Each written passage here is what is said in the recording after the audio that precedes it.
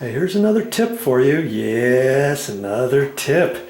I never know when I'm going to give another tip out. But when you wash this out, this has had paint on it for over an hour. I did 3 different coats up there on the ceiling, cutting it in. And I wrapped this with plastic between each coat. But invariably, you're going to get some thickness of paint in there.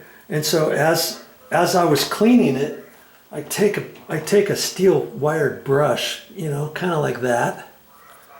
And then I get right in there in the bristles and get, you know, I first clean it as best I can first. And then I get in there with the bristles and try to do that, even on the sides and the edges. And I try to do a really good job. And then when I let it dry, I want to try to have all the ends together the best I can, you know. And then before I paint with it again, you'll see that there's some edges that are already coming out, see? I mean, invariably you get that. You get some edges that aren't going to stick in there. So before, you know, once I put this away, I may wrap this with a paper towel too. I used to do that too. Wrap it with a paper towel and wrap it, and then fold over the edge. But then even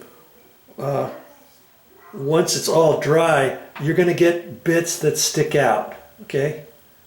And your paint brush is only as good as you maintain it, okay? So I would take these pieces and I get my carpet scissors and I would pull them down and I would snip those off. I'm not going to do it now. I'm going to wait until the whole thing is dry.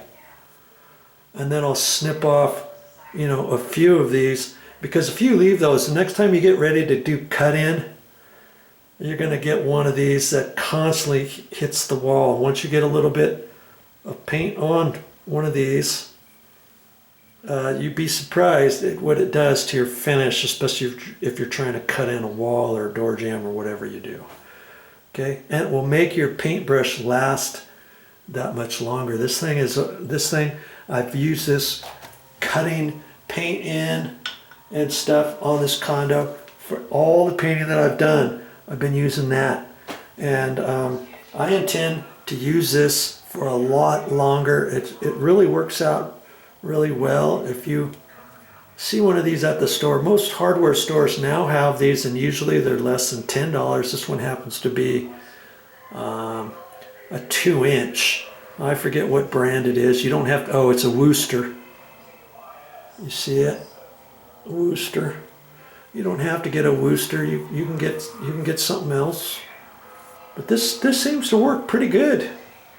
It's all you really need for doing your cut in, your door jambs, your baseboards, and all that. I wouldn't go, if I was you, I wouldn't go any higher than like a 2.5. And I wouldn't go any lower than this. You don't need, you know, they have these 1.5 inches, even 1 inch I've seen. You don't need that. This will do pretty much anything you want. Okay, you get one too small and then you're doing extra passes on a door jamb and stuff. And maybe the 1.5 inches just isn't really working out that well. 2-inch works really good. There's your tip for the day.